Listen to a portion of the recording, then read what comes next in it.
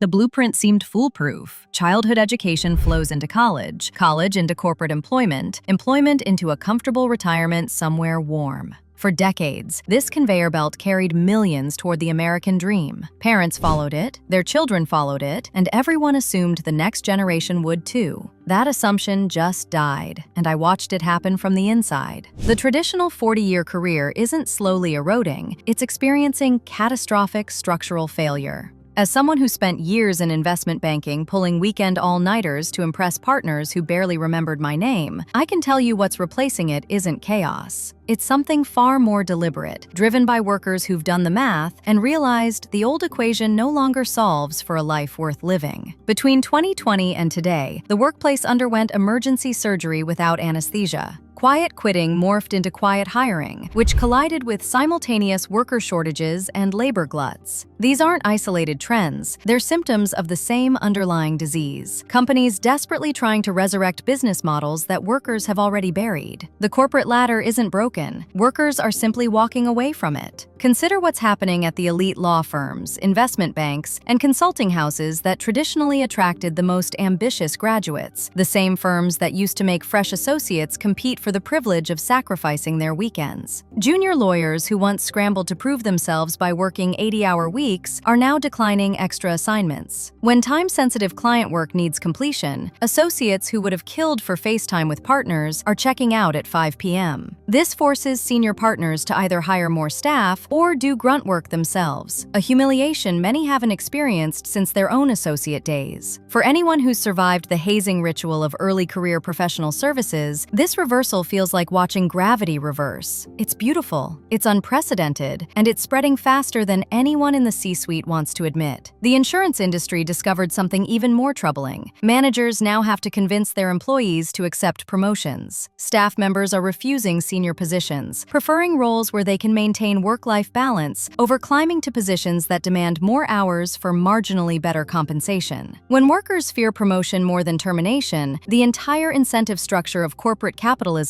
collapses. Traditional firms relied on an up or out system, get promoted within 2 years or get shown the door. But worker shortages mean companies can't afford to fire anyone, no matter how little they hustle. The threat of termination has evaporated, while the reward of promotion has simultaneously lost its appeal. Partners who once wielded both carrot and stick now hold neither. Remote work didn't just change where people worked, it exposed how little many office jobs actually required. Anthropologist David Graeber spent years documenting what he called bullshit jobs, positions that serve no real function beyond creating the illusion of productivity. Working from home eliminated many of these roles overnight. Flunkies exist primarily to make superiors feel important: receptionists, administrative coordinators, door attendants. You don't need someone to hold the door when everyone logs in from home. Box tickers create the appearance of useful activity without actually doing anything meaningful. Company newsletter editors and culture event organizers struggle to justify their existence when nobody's in the office to witness their efforts. Taskmasters hover over subordinates to keep them busy, but mainly succeed in distracting everyone while making themselves look occupied.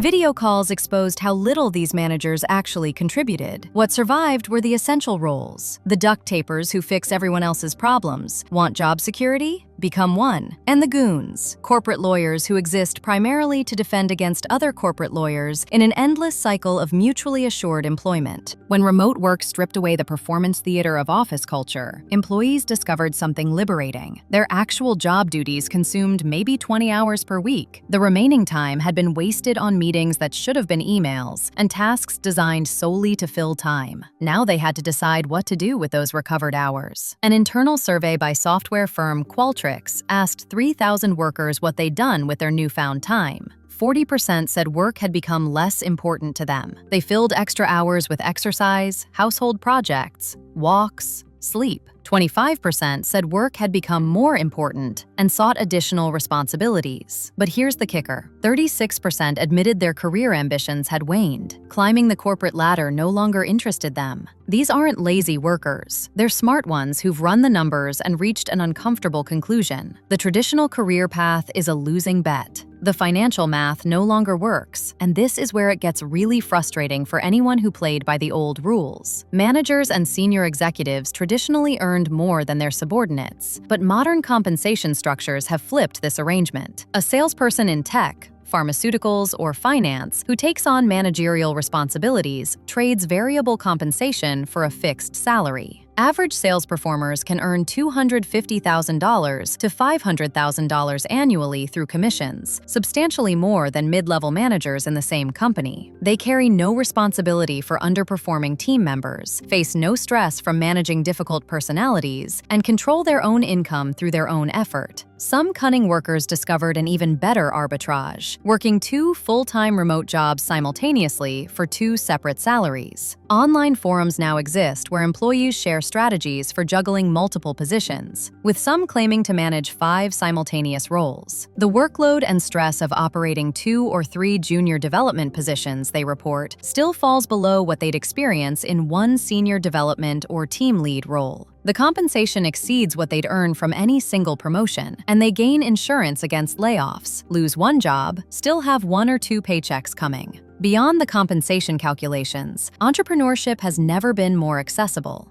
The most prestigious firms now sell junior positions not on career advancement, but on exit opportunities. Most investment banking analysts don't want careers in banking. They want 2 to 5 years of experience to qualify as CFOs of mid-sized companies, to break into private equity, or to launch their own ventures, armed with detailed knowledge of capital raising and business structuring. 2021 saw a record 5.4 million new business identification numbers created, with 2022 expected to have surpassed that figure. Whether these represent wise decisions or reckless gambles doesn't matter. People are making them regardless. Caution be damned. The entrepreneurial spirit thrives not despite the corporate exodus, but because of it. Then there's the loyalty trap, and this one really grinds my gears because it punishes exactly the behavior companies claim to reward. Employees who remain with one company for more than 2 years earn approximately 50% less over their careers than peers who regularly change employers. The fastest way to increase salary isn't climbing the ladder within one organization, it's jumping to a new company every 24 months. The trick is executing these moves while maintaining good relationships with former employers. Accepting a promotion resets this clock. Someone who's just been elevated can't immediately leave for a competitor without burning bridges and losing a valuable reference. They're locked in for at least another year or 2.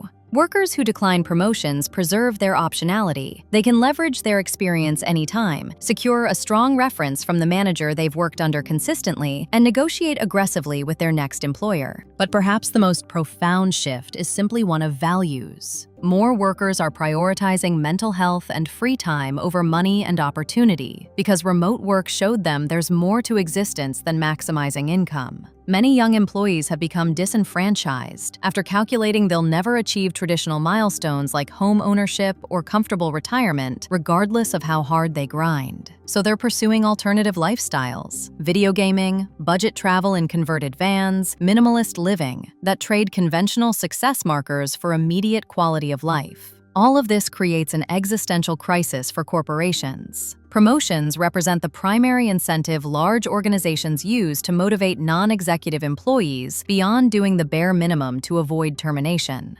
Dangling advancement opportunities often costs less than paying performance bonuses. Some companies compensate executives lavishly, not because their work justifies it, but to make every employee work frantically for the chance to eventually join that club. When workers don't want promotions or recognize they'll never reach the level where compensation justifies the stress, the entire system fails. Companies now face a fundamental problem. Their motivation structure has become worthless. You can't incentivize people with rewards they don't want. You can't threaten people you can't afford to fire. The tools that managed workforces for half a century have all simultaneously broken. Workers have also realized that hard work alone never leads to the C-suite. Becoming a highly compensated chief executive requires an entirely different strategy than simply outperforming peers and collecting promotions. Most CEOs don't have business degrees. They have engineering backgrounds or specialized technical expertise that made them indispensable before they moved into leadership. They built political capital.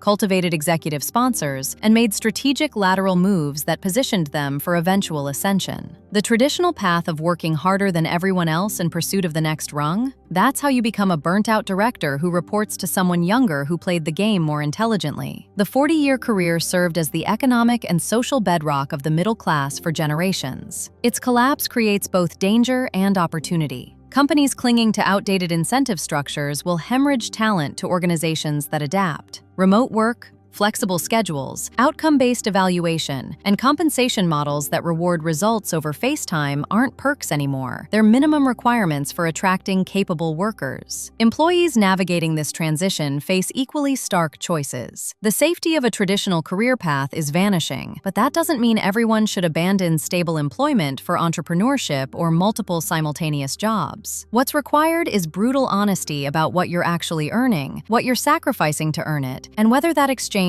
serves your actual goals. The workers thriving in this new landscape share one characteristic. They've stopped accepting corporate narratives about what success should look like and started building careers around what they actually want their lives to become. The traditional 40-year career isn't dead because workers became lazy or entitled. It's dead because workers became aware of alternatives, of their actual worth, of how little they need to sacrifice to live well. That awareness, once gained, can never be unlearned. The real question isn't whether the old model can be saved. It's whether you're still trying to succeed at a game that no longer exists, or whether you're ready to write your own rules for what comes next. At Market Media, your opinion matters to us. Share your story in the comments below. Don't forget to subscribe and like the video.